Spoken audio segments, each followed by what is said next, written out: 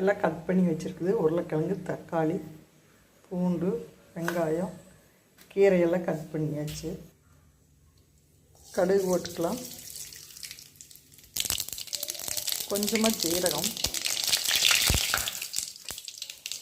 வெங்காயம் போட்டுக்கலாம்,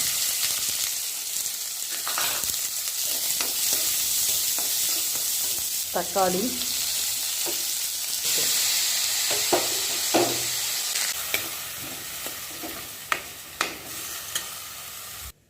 இதுக்கு ஒரு மசாலா அரைச்சிக்கலாம்.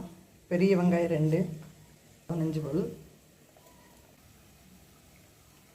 மிளகாய்த்தூள், அரைச்ச விழுதை இதில் போட்டுடலாம்.